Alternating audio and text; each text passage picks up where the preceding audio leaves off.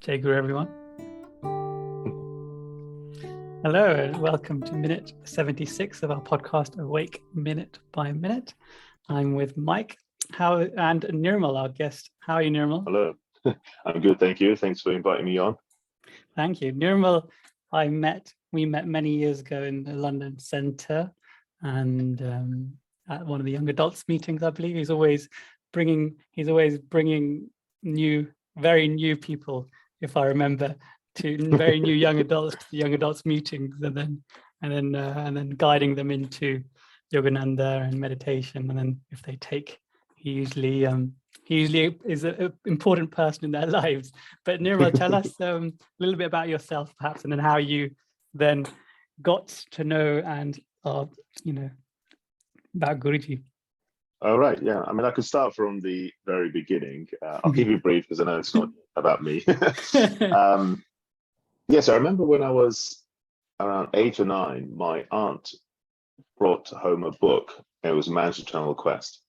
And her friends, they're from SRF, so they must have lent it to her. And my aunt said to my dad, so I remember the memory was she was about to leave. I was by the front door, and she was passing this book to my dad and said, "You should read this book. It's it's very good."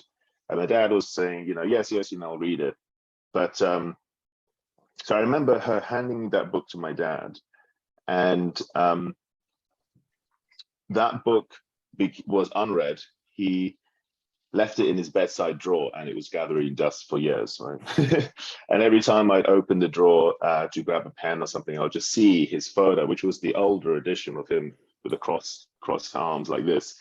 And there was just something striking about that photo, but I never bothered touching it. In fact, I remember having a distinct memory of why would anyone in their right mind want to read this fat book?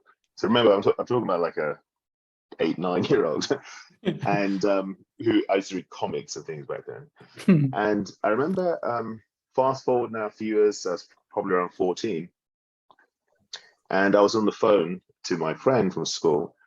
We were talking about what homework had to be done or something, and the phone was by my dad's bedside drawer, so I'm just fiddling around with the cable and opened the drawer, and I remember just opening a random page as a joke and started reading. If I remember correctly, it was a chapter, Steps Towards the Universal Christ Consciousness, or something really grand like this. And when I started reading, I thought, oh, okay. And my friend stopped me and he said, "Oh, that book sounds interesting, actually. Can I borrow it?" That was the first words he said. And I said, "Oh, I actually find this interesting too. Do you mind if I read it first?" And since that day, I read that book cover to cover. I was staying up until sometimes even 4 o'clock in the morning because it was answering all the questions that I had somewhere in my psyche, just been questioning for years, and it was just addressing everything. And the teachings were very familiar, just some sort of archaic nostalgia. I don't know I couldn't describe it, but it was something which just seemed very obvious to me, almost like a memory or something. And I remember, in fact, gazing into some of the black and white photos where there's photos of the auditorium where he's giving a speech, and I thought, must I have been there somewhere in the audience if reincarnation is real? So I had this deep connection, and of course I ended up ordering a bunch of books. And my mom was complaining actually because I took a credit card and I started ordering bulks of material from SRF. Literally, there'll be like boxes of books coming the next day, and my mum was like, "More books? How are you going to read all this?" And it didn't end there, because I ended up ordering stuff from about Swami Vivekananda and Muktananda and all these other saints, and I just wanted to know more about yoga and meditation. And then this was before YouTube and really when before the internet kicked off. So all we really had was books, and of course I found some audio tapes of his, and I would listen to his speeches pretty much every day before school. On my journey to school, I would be listening to some talk of his. And so it obviously became, central in my life. His teachings, I was living by them, day by day, radically changed the way I was thinking.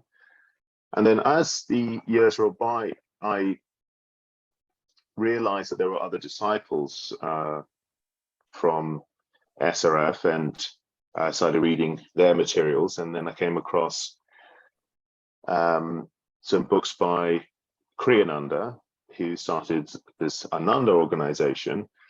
And to me, I was just delighted, because I thought, oh, okay, so I've exhausted all the SRF materials, now there's more. Kriyananda himself was very prolific. He wrote over 100 books.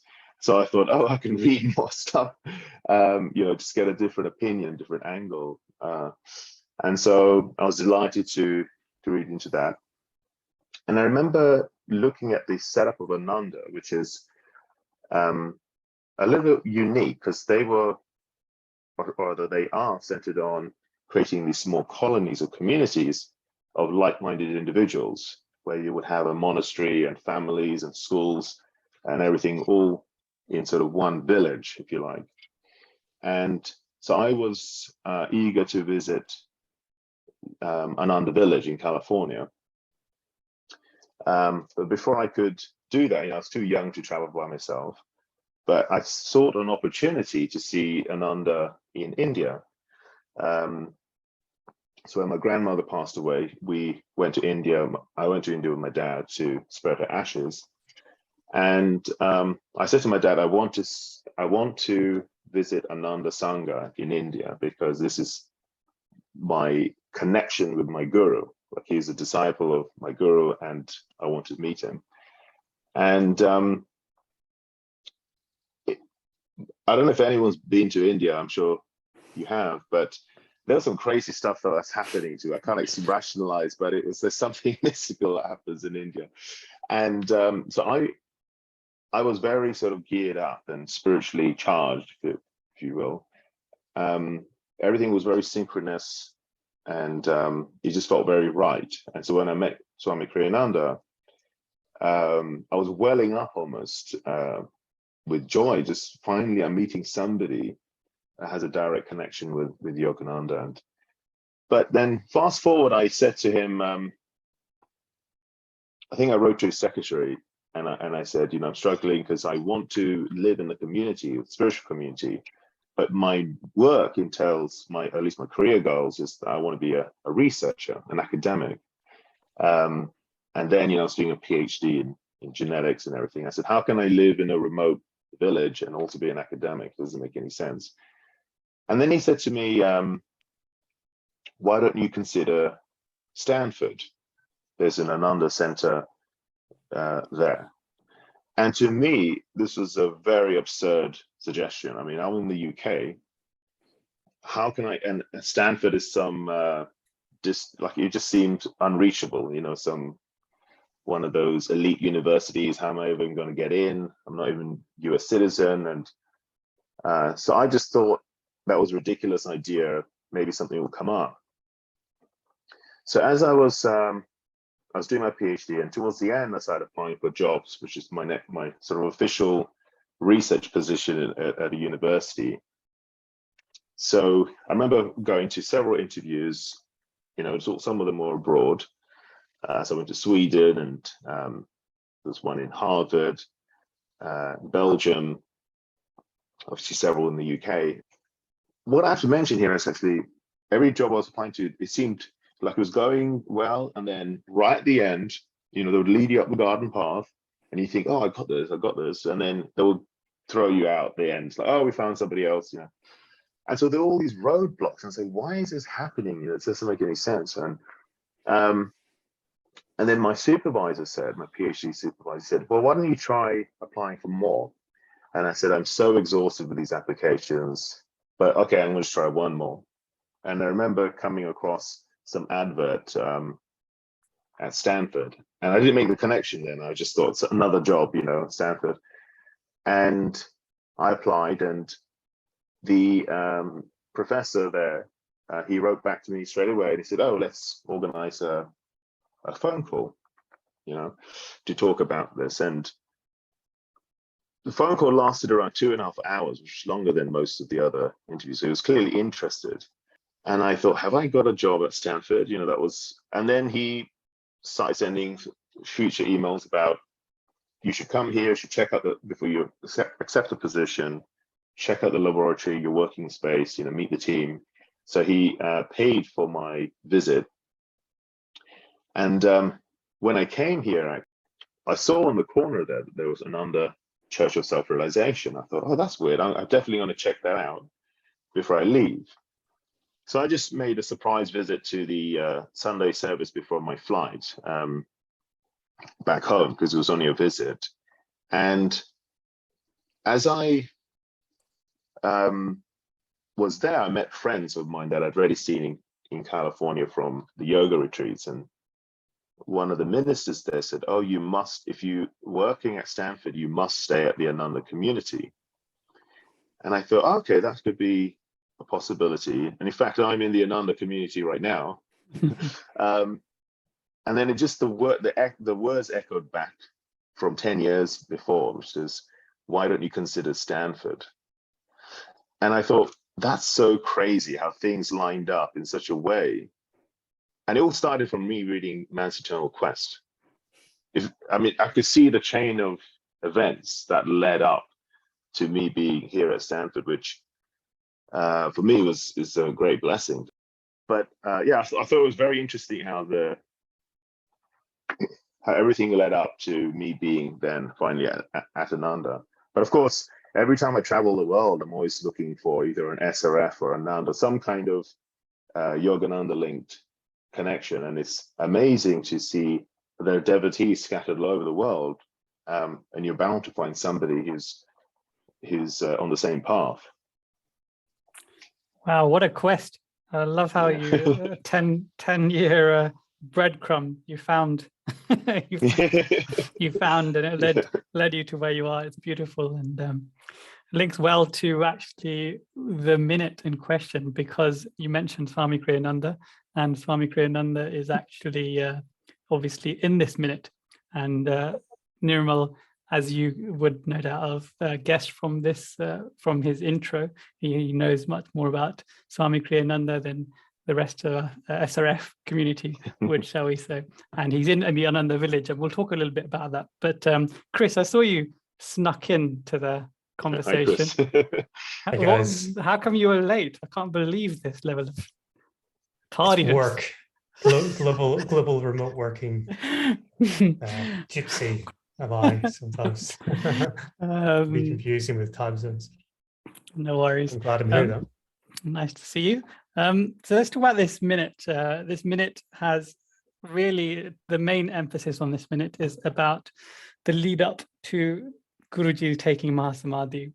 And it is quite a lead up. There's a lot of history there. Daya Mata tells us about her experience, you know, basically him foretelling her, or for, you know, what was going to happen and what he has to do.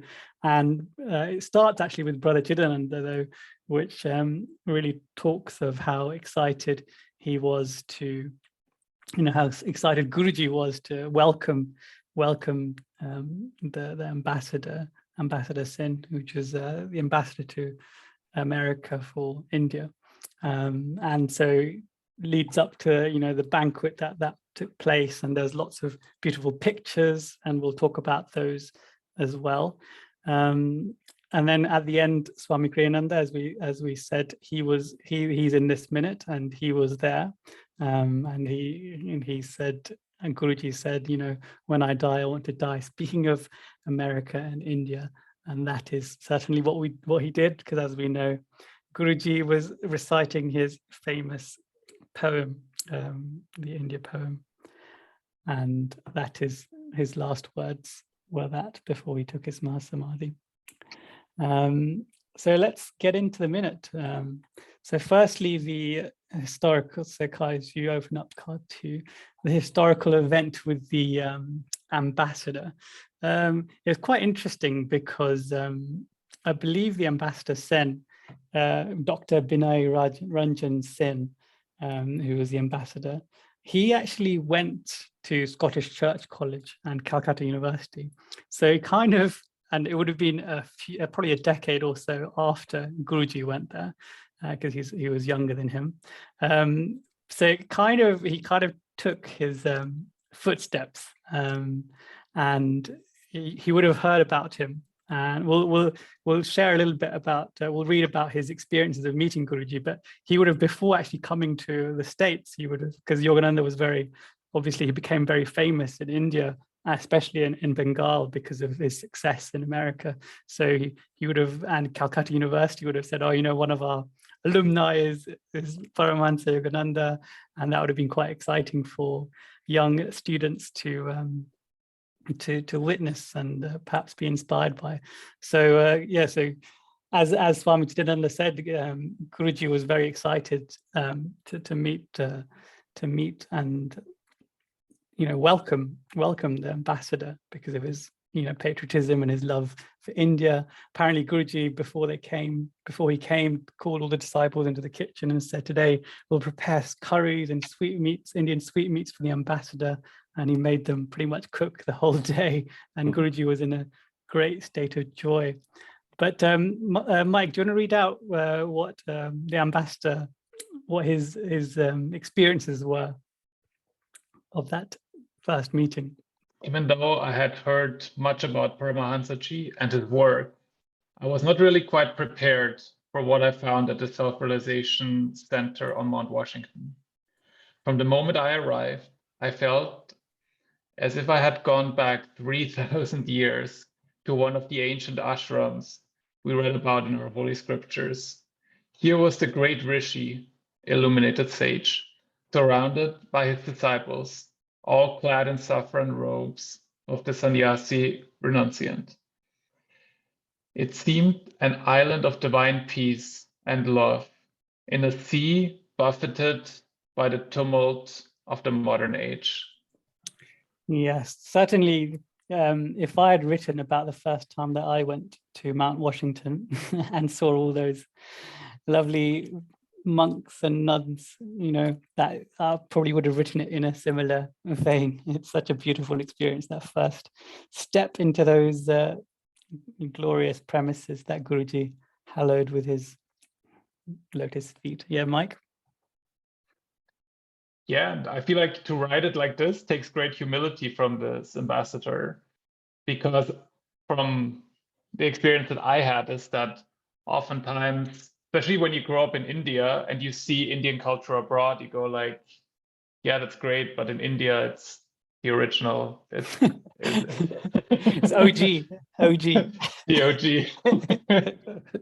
And the way that he describes it is that he really felt that there was something real, there was something impressive, there was something that he didn't say it was like in India, he said it was like in India 3,000 years ago. So it must make quite an impression. Indeed. Chris, do you want to read the next part? Yes. The impact of seeing him was incalculable. I felt uplifted in a way I had never known before. As I looked into his face, my eyes were almost dazzled by a radiance, a light of spirituality that literally shone from him. In the days that followed, the master gave every minute he could spare to be with us. He spoke much about India's difficulties and about the plans our leaders were making to better the conditions of her people. I could see that his understanding and insight extended to the most mundane of problems, even though he was a man of spirit. In him, I found a true ambassador of India, carrying and spreading the essential of India's ancient wisdom to the world.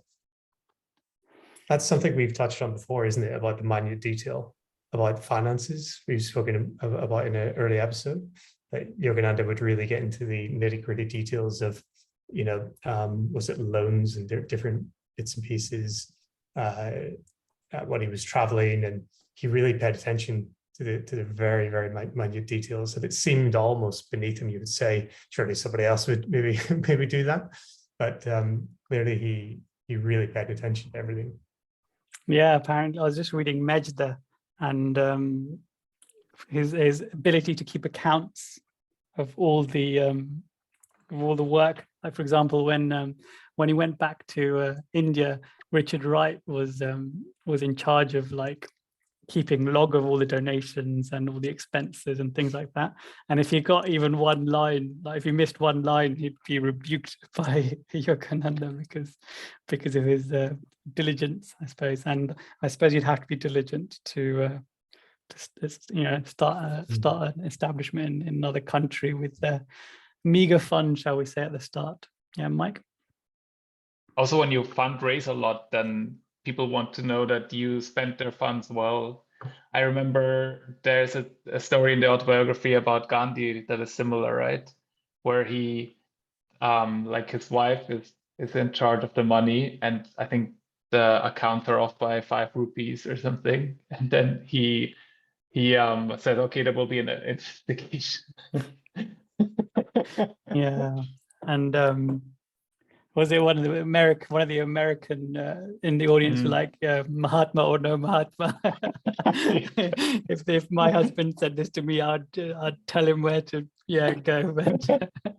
But obviously, yeah, the culture in India is different, shall we say?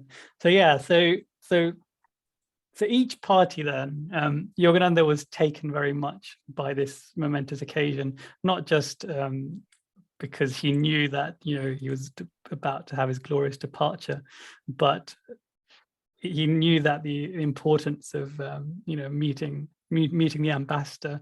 And this is a relatively new ambassador, because India was only a few years old, so it's a momentous occasion to have an ambassador for India. Yeah, Mike? I was just going to say exactly the same thing. India was 5 years old, independent India at this point. And Prachidananda said this was the first time an Indian ambassador came to the United States. And he came all the way to LA, which is maybe not the first place you would think you would go to, right? I'm not sure if he went there to see Yogananda specifically, but I feel like for Yogananda, this must have been kind of coming together of the worlds that he was wanting for so long, because by this point he was in the US for 32 years already. The ambassador is quite blessed to have been there, I suppose. I'm sure many people would have wanted to be with Guruji in those last moments, and this ambassador, he must have earned this right through his spiritual efforts, no doubt, to be there, because it was I think when the Mahasamadhi, as we've mentioned, is quite a mystical thing. To be in the place or the presence of where someone has taken Mahasamadhi, that place is itself like a spiritually significant place. So witnessing it or seeing it happen in front of you, no doubt, would impact you spiritually in ways that you probably can't really fathom. So he was no doubt blessed not just to see Guruji, but actually be in the presence of him before he takes his last breath. But obviously that's in a minute or so to come. But as Nirmal mentioned, Daya Mata said in this minute, she said, as they were walking down the hall, he turned to her and said, in just a matter of hours, I'll be gone. And there's a bit of a story to this. So let's read that. So if you guys open card 3, Nirmal, do you want to read the first bit about this is preceding the event? Late that evening, he called me to him and said, "Come, let us take a walk." The ashram is a large 3-story building, and we walked down the 3rd floor hall. He paused in front of a picture of his guru, Swami Kriyananda. He gazed at the picture for a long time, eyes unblinking. And then very quietly, he turned to me and said, "Do you realize that it is just a matter of hours and I'll be gone from this earth?" Tears flooded my eyes. Intuitively, I knew that What he said was to come to pass. A short time earlier, when he spoke to me of leaving his body, I had cried to him, Master, you are the diamond in the ring of our hearts and of your society. How can we carry on without you? With such sweet love and compassion, his eyes like soft pools of divine bliss, he answered, when I am gone, only love can take my place.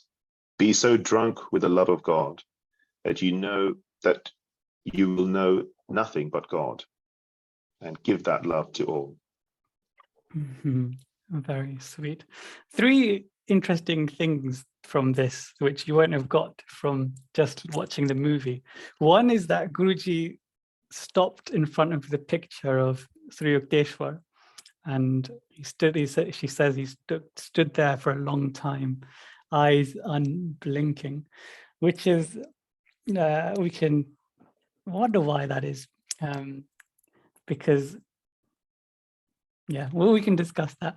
But the other thing was Daya Mata then intuitively, she knew. So she was enraptured by emotion, and then intuition kind of took over, and she knew what was come to pass. That was interesting.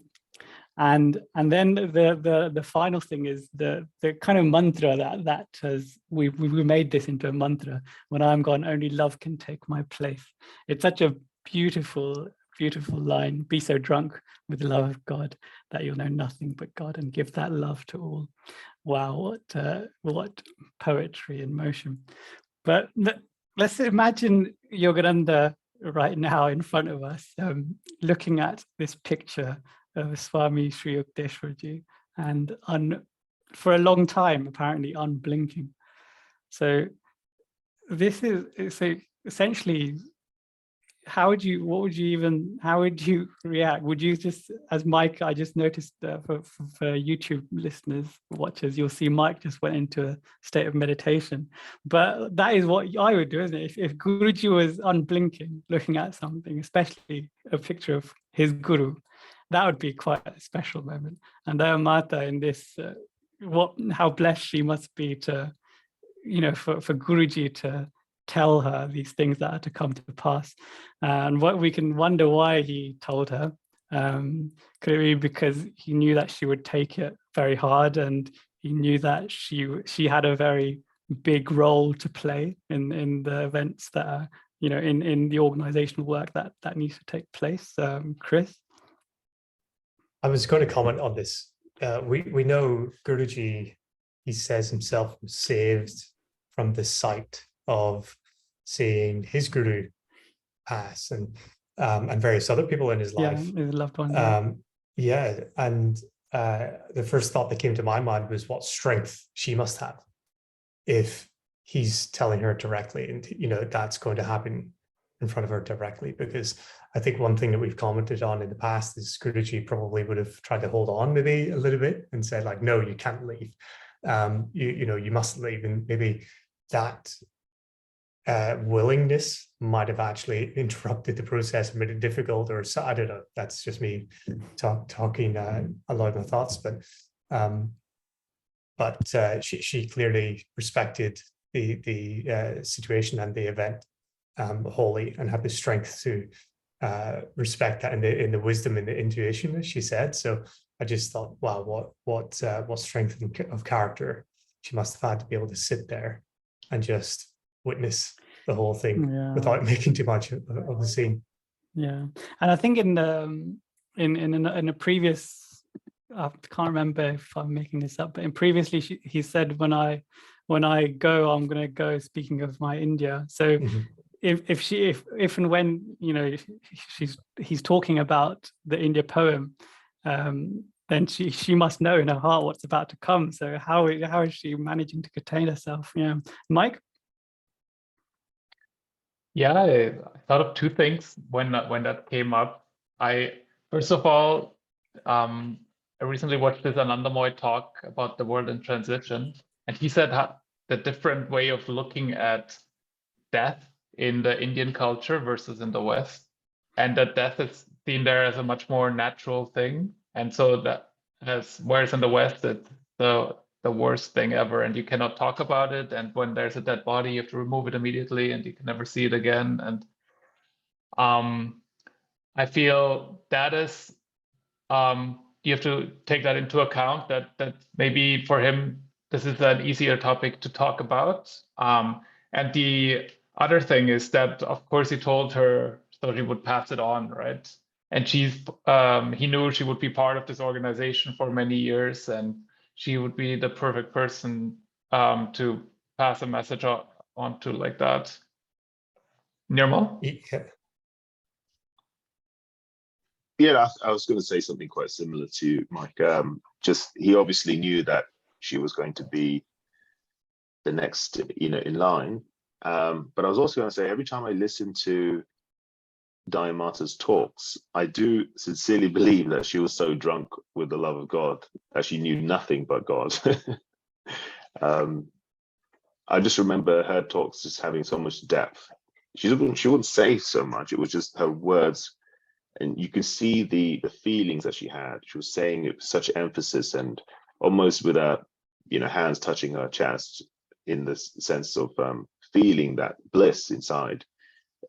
She was emanating this, So for him to have said that to her, I thought it was, that he could see that she was that kind of person, the devotee that was so drunk with God. Do we think empathetically that more time given as a heads up would have been better or worse? In my opinion, maybe worse, and maybe timed it perfectly right.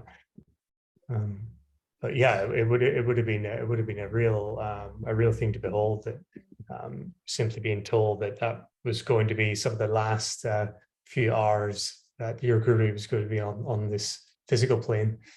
And she kind of always said it went to the back of her mind.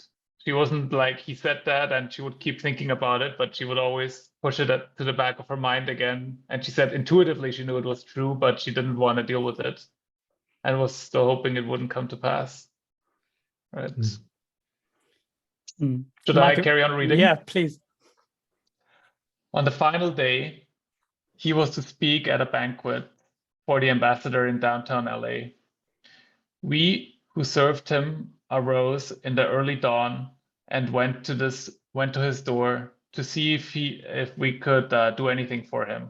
As we entered, he was sitting very quietly in the chair in which he frequently meditated and was often in ecstasy.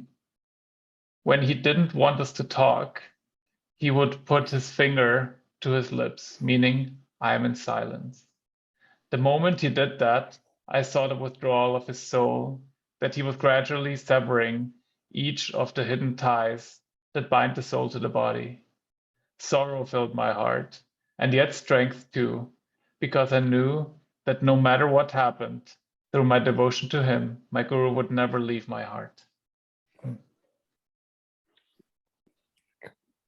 This has always been somewhat confusing to me, the timing of passing Mahasamadhi, the timing of it, because you could say, well, surely there's more goodness that you could do being here, and I think that's where the confusion for me comes in. Like, just stay longer. There's more wisdom that you could depart.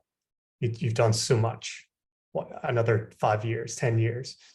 But that's my ignorance. That's my ego talking.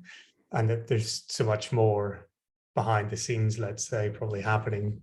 And the beautiful mechanics of the universe probably demanding and of karma and whatever else you can throw into the mix, demanding that this might be the time to go. But it's always been confusing to me. I'd throw it open to the group. What do you think? Mike? I feel like that, like we thought it in a few earlier minutes, right? That his attachment to this earth and to this work and everything was very low, right? So he said, like, Guruji, God send me back to India and I'll go, right? Sammy did in mountains, more than happy. But it's more about, did he do all the things that needed to be done, right? It's more in that context. It's the same kind of how Sri Yukteswar talked to him. When Sri Yukteswar said he would leave his body, Guruji was like, no, don't leave your body. I'm not ready, right? Mhm. Signifying that Sri Yukteswar is here to teach him, right? And then once his work is done, he will leave his body. And it's in a similar context here, I guess. Mm. Christ was pretty young when they crucified him. Krishna was hardly an old man when he left his body, when an arrow pierced his ankle. Yeah, the list goes on. Yeah, Nirmal, sorry. Yeah, I was going to say, basically alluding to, Jesus crucified was very young, but also I don't know if you've ever watched a movie and you're enjoying it so much and it's about to end. You're like, no, I don't want it to end. I like this movie. You want it to go on for a bit longer, but the time comes when we have to, accept that there is an end. And this is for all of us not a place of permanent residence. It's a transitory place. We're just migrating through here to learn a few things, and then we move on. And so, yeah, I think it comes from not negative. It's not a negative thing, but it comes from a selfish desire to cling on to things. We don't like change when it happens to us, but through that, the destruction of or apparent destruction of change, we realize that was probably better for us. And also, Chris, to your point, he may, I think he said this in the past, he can do more for you as well when he's not restricted to his physical form and the organizational work and all that kind of stuff. So even though physically he may not be there with the devotees that that had to carry on the work, he could do more perhaps. And Sri Yukteswar even said that when during the Mahasamadhi, when Guruji was emotionally grabbing hold of him, Sri Yukteswar said, "Am I not with you now? Wherein did I leave you? I was never gone," in the sense. So there's that element of it. But Chris, yeah, do you want to read on? Sure. All day long, he remained in that interiorized state. Toward evening, we went with him to the large hotel where the banquet was to be held. Arriving early, Guruji waited in a little room upstairs, quietly meditating. We disciples sat around him on the floor. After some time, he gazed at each of us in turn. I remember thinking, as he looked at me, my beloved Guru is giving me a farewell darshan. Then he went down to the banquet hall. Guruji, to visualize Guruji looking at you is quite a thing. But for Daya Mata to know that he was about to leave, and for her to know, she knew that this was a farewell darshan. That's quite powerful.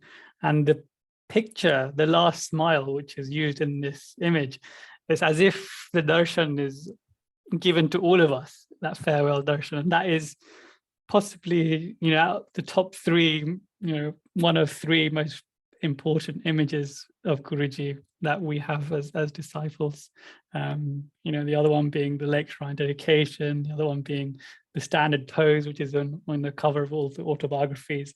But this one is, you can see, the pools of tears in his eyes. It's quite special. Yeah, Nirmal. But you alluded to imagine Guruji gazing at you. I always felt when I first came across his teachings, obviously I embraced it wholeheartedly. And that very famous photo, the one that you have in the background, the one that's on autobiography, yeah, I always felt like those eyes followed me around the room. And if I'm struggling with something, I would look into that photo and I would see through his eyes, almost like my conscience speaking back at me, what I should be doing. Or if I've made a mistake, he sort of saying, "Oh, you did it again," you know, sort of telling me off. But that photo to me was it's almost alive, the way that he's gazing at you through there. And it was funny because every time I had a photo, it wasn't that big, it was just a little photo on the side. Every time somebody came to visit, we had loads of photos, you know, as you know, Priyank, it's typical in a Hindu household to have, you know, a million photos of different gods and everything. But that photo was on the shelf at one point, and no matter who came in, eventually they would ask, "Who is that man? You know, who is that?" It would just be something about that photo that would be quite striking. Chris? Yeah, I can emulate the same thoughts that Nirmal was espousing there. When I look at Yogananda, and sometimes I have a guilty conscience. You certainly see a different picture at other times. But this last picture is there that we can see, whether it's the lighting or what it is. It always struck me as the illumination on his face was so strong. And then, of course, we know that his body didn't quite deteriorate as quickly as some would do. Maybe that's a topic you want to get into for later another time. Later episode. So, yes. So we'll pause there. Incorruptibility. Incorruptibility. Yeah, incorruptibility. Yes. So certainly looking illuminated and healthy in that picture, which is amazing. Yeah, there's a few really good pictures in this minute. And obviously it's all at the Biltmore Hotel on March 7th, 1952, which is, and there's a really nice picture of the ambassador's wife. She looks absolutely majestic in these images. And she's like pranaming Guruji, and he's kind of looking over her. And it's just a very, very, very beautiful picture. And she's also next to him, interestingly, for the last smile picture. So she got such physical proximity with the Guru that she must have also been very blessed, no doubt, to have that. And then there's also the picture of the whole congregation and the whole party with all the banquet halls. And this leads us neatly onto the Swami Kriyananda, because he's in here in the audience, a young Swami Kriyananda whose name was J. Donald Waters at the time, before he took his monastic vows. Now Swami Kriyananda is a controversial figure amongst lots of us, lots of SRF devotees, because he, as we know, he started a new organization called Ananda, which Nirmal is living in right now at Ananda village. And it's interesting because my path into Yogananda was actually through Kriyananda as well, would you believe? I don't think you guys know this, but when I was 18, 19, I used to watch Asta, is this Indian religious channel, which Nirmal will know about. And I used to watch all the shows, I used to record all of them. And the one which really rang true with me was Swami Kriyananda's talk. And he always talked with a picture of Guruji next to him. And I used to look at this picture next to him and go, oh my God, what is this? What is this power? What is this pull, as Nirmal alluded to earlier? And then Swami Kriyananda would chant these English chants. And for an Indian, for an Indian such as myself, hearing English chants in with an Indian melody, it was a very strange experience. But the words were sublime, so powerful, and the readings that he'd read from Guruji's work, and I was like, oh, wow, this is it. I found it. And then interestingly, I didn't, for whatever reason, I did not go towards Ananda. Someone gave me the autobiography, but it was the SRF version, and hence I went down the SRF path. But had someone given me the Ananda version, I probably would have ended up there. And so we meet lots of people at the center that are from Ananda, that are, just here because there's no Ananda center in London. I don't think there is, Nirmal. I don't know if there is, there probably isn't. So there's lots of people that come and go from the center to various various Ananda institutions. I was just speaking to one of the young adults a couple of days ago actually, and he's saying, "Oh, I'm going to Assisi now for the Ananda village there," and I said, "Oh, that's a different organization." He's like, "What is it?" And I said, "Yeah, it's a different organization," and he was shocked. We won't. The listeners can read and do their own research as to the history of why there are two different organizations, but this film has obviously beautifully included Swami Kriyananda in this minute, and this is one of the reasons why we've got one of our more experienced young adults, Nirmal, with Swami Kriyananda. He's, as you mentioned at the start, he's met him on more than one occasion, and he's carefully, shall we say, guided his life to where he currently is now, which is quite a beautiful thought. But it's interesting why or how people end up in different organizations. When like thinking about the differences, like the one difference I see is that in Ananda, we have they're much more open with trying different things. So, for example, this is a very simple example, but on the Ananda Instagram page, for example, they'll have a chant, and someone will be playing a guitar with the harmonium, and with chords, and it sounds absolutely beautiful, and it will be the same chants that we listen to, but that is a nuanced chant with a different instrument that we don't usually hear in SRF. And and then from there you'll see that they do various different things, but the teachings are, I don't know, Nirmal, perhaps you can tell me, seeing as you've got experience in both, the teachings appear to be exactly the same. But yeah, so Swami Kriyananda, I'll just tell you a little bit about him.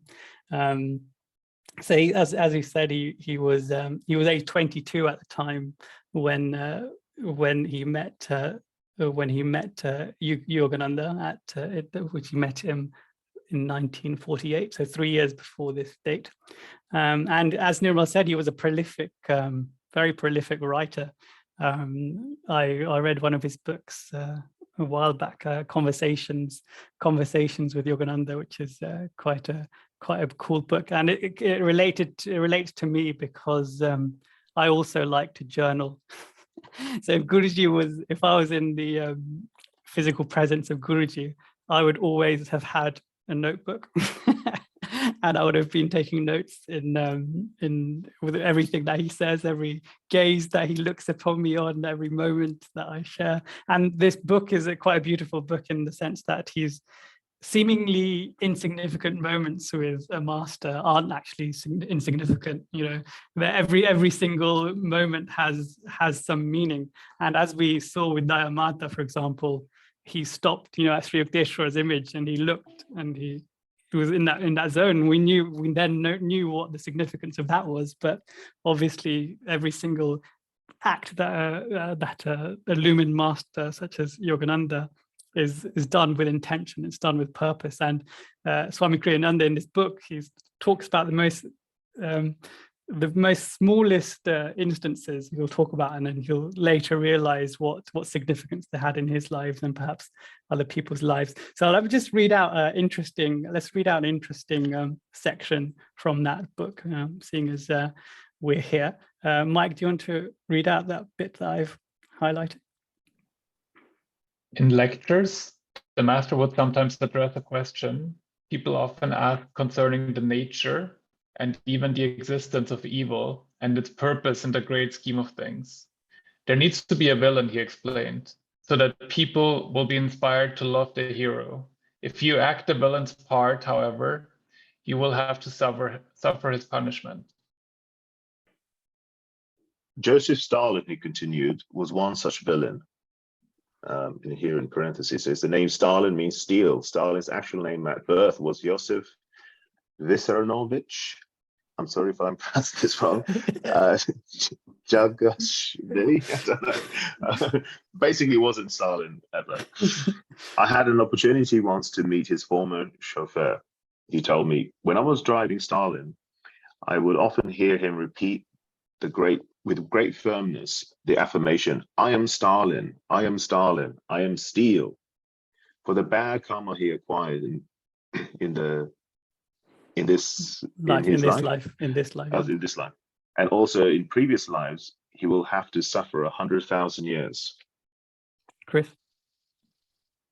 I'm shocked at that last bit. Sorry, I need time to process that. Okay. On several occasions, the master told us Stalin in a recent incarnation was the ruthless conqueror Genghis Khan. Debbie Mukherjee. Again, I've pronounced that right. Please correct. Thank you. A Bengali disciple responded to the master's prediction regarding Stalin's punishment for past sins by exclaiming, only so long, master? As if 100,000 years were nothing at all. How long do you want someone to suffer? Asked the master. God is no tyrant. He loves all his children equally. Interesting, Chris, wow. You said that's a long time, and this disciple was like, only that. And says, I suppose it depends on how much you've been impacted by Stalin, I suppose. If for someone that's been under his regime, that may not be enough. You want eternity. Yeah. I mean, this is the subjective kind of approach that we have to pain and suffering, isn't it? But I wonder where this number comes from. Why even 100? Why not a million? Why not 10 years of? Isn't it to do with the intensity of suffering as well? I'm just curious, not to go too deep into this because it's he has the answer, but it is curious. I have heard something about about Judas betraying Jesus, and how long he's suffering for. I think somebody in the Hisara Center said that they had it on good word that he's just about recovering. But even then, if he was suffering for 2,000 years, going through lifetimes, what about those years outside of the physical form as well? This is 100,000 years in human years on Earth, but yeah, it's a big question. Those are precisely the sorts of questions I get bogged down with. It's like, but I mean, I suppose through the lens of eternity, 100,000 years is not much. It's like a blink of an eye. From God's perspective, I'm talking about. But also, for me, you mentioned Judas. He was very necessary for the whole story of for everything to flourish in the way it did. So even though he got punished for it, it was still necessary for it to happen. This is the bizarre way karma works, right? And also I would say this goes to show, a lot of people say, well, if there is a God, why is there evil and things like that? For which, the common answer is, well, human evil at least requires free will, and for God to create free creatures, he would have had to endow us with free will, and therefore we're capable of suffering and evil acts. But then I would say, actually, from the atheistic point of view, which Stalin, by the way, was not just an atheist but anti-theist. He demolished churches. He prosecuted religious figures, dynamited religious buildings, and rewrote textbooks, actually. But for somebody to accept that there is evil means on atheism, where is that evil even coming from, and what is it sort of embedded in the universe? Or I thought evil was supposed to be subjective, it's just opinions after all, relative, right? And so that the presence of evil, as you could argue in a weird way, is an argument for God's existence, that there would be no good or evil if there wasn't a God. I thought that was an interesting observation. But yeah, it's very fascinating that how in the 20th century, when you read the statistics, it's actually quite a depressing read. And that's what happens when you have, just not the Stalin, but, Fidel Castro, Pol Pot, and other Chairman Mao, and all these others. They killed, over 100 million people, and they were all communist regimes, which was driven by anti-theism. So I just find it quite striking when religion gets the blame for, of course, terrible things like flying planes into buildings and stuff like that, which of course is terrible. Atheism doesn't get out of this scot-free. Any ideology can be taken to an extreme where terrible things can happen. Yeah, Chris? We're going to have to link, with all this talk, we're going to have to link the listeners and the viewers to the book Yogananda kindly, talked about, and it was put together by others, but the book Why God Permits Evil and How to Rise Above It, paperback, $6.50 from the SRF bookstore. I think it's also in one of the lectures that he gave, and it's in one of the three books, Man's Eternal Quest or Journey to Self-Realization, or the what's the third one? Always forget the third one. Anyway, one of the three, it's in there. Journey to Self-Realization. Did I not say that? Okay. Journey to Self-Realization. Man's Eternal Quest. Yeah. So yeah, we can hear what he says. It's in there. Oh, you mean the divine? You forgot the divine romance. Divine romance. Okay. Yeah. So it's in there, but the Swami Kriyananda's book is filled with all these little stories, little pastimes, and we talk about 100,000 years being a lot, Chris. It's only 1,000 or maybe 2,000 lives. So not that many in the grandest scheme. The design, the schema. How many years have we went through? Yeah, heaven only knows. Heaven only knows. Yeah, Mike? Yeah, it's not only that, you don't have to be Stalin to be spending a lot of time on Earth. Like Guruji says, oftentimes people come close to a master and to self-realization, and then they miss their chance, and then they spend years and lives again searching, right? So submerged back in the pool. Yeah. We were on the wave, but then we went back down.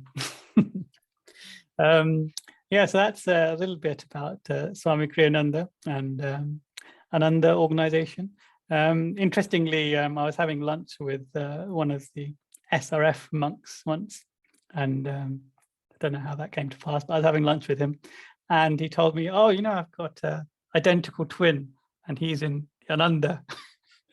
he's a monk of the Ananda ashram, and I was like, "Wow, isn't that fantastic?" And he's, "Oh yeah, we still, we disagree on organizational stuff, but in terms of Guruji, we get along like a house on fire."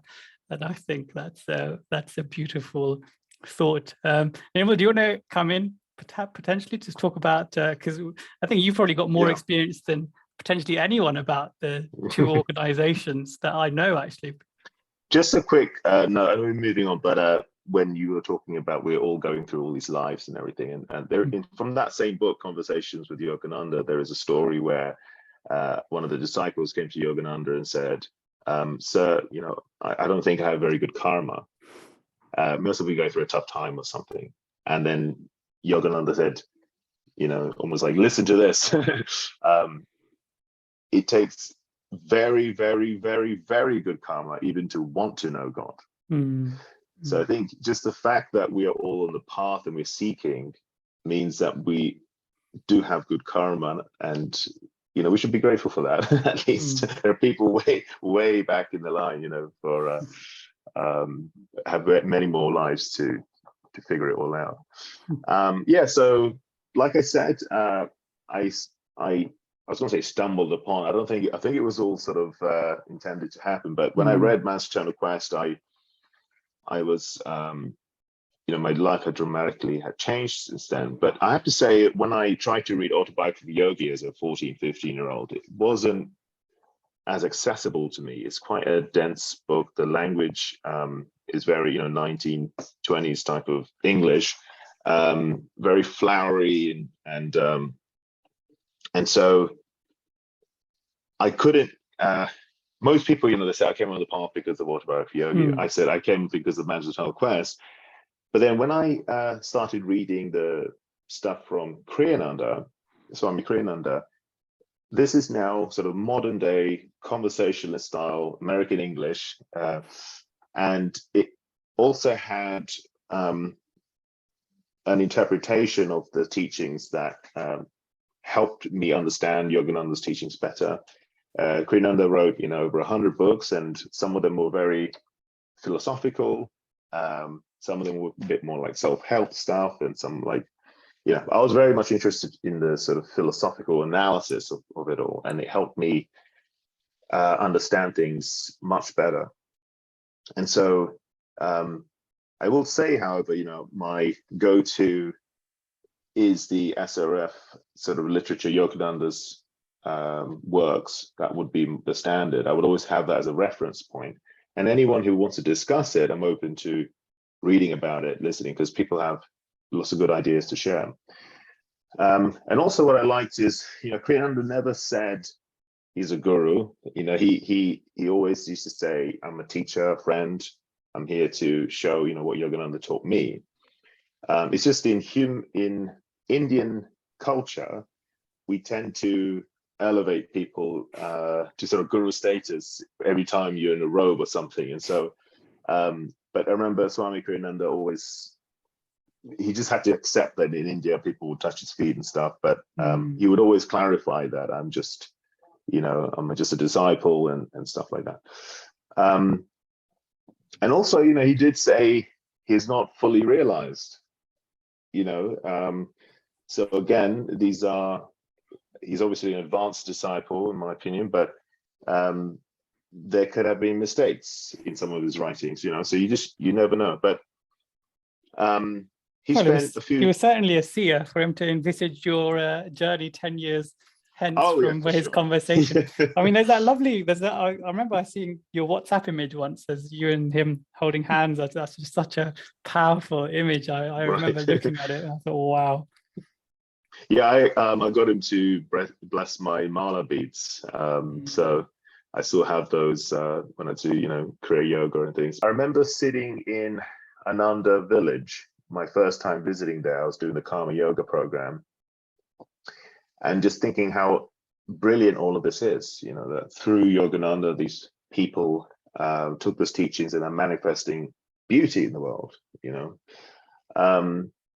and I thought it was unfortunate that people become somewhat dogmatic sometimes, and they say, no, this is the only way. And we can see the sort of very typical religious characteristics and organizations emerging, like Catholicism versus Protestant Christianity, and then all these denominations, that happen.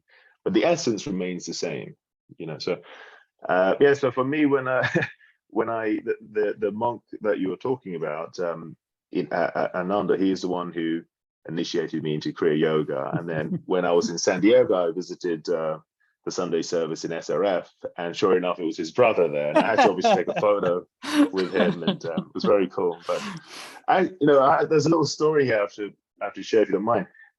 When I was doing my PhD in human genetics, the central question is there a genetic difference between identical twins? So we are looking at one twin has a trait that the other one doesn't have, but they're identical, so they should be genetically the same.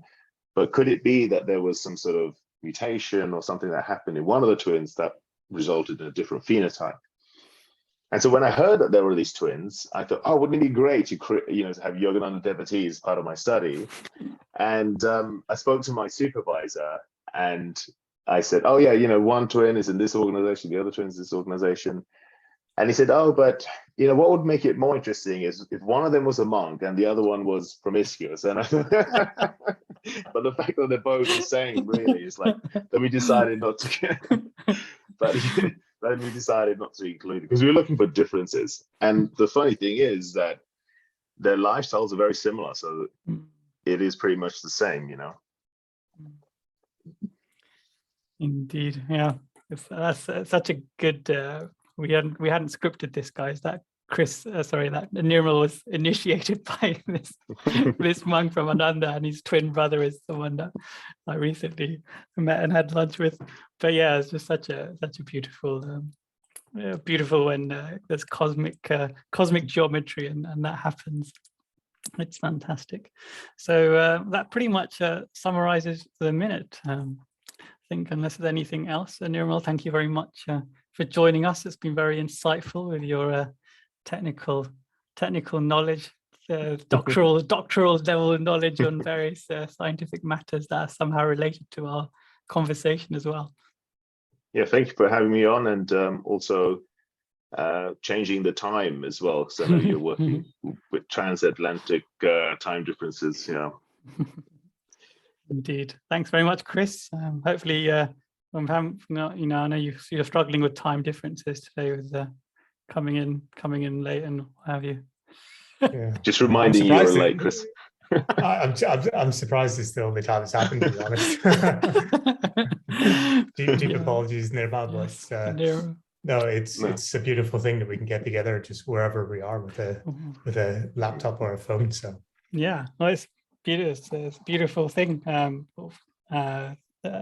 Resources that we have, and also very thankful that Nirmal was able to join us today from Ananda village. Very apt because of the minute in question.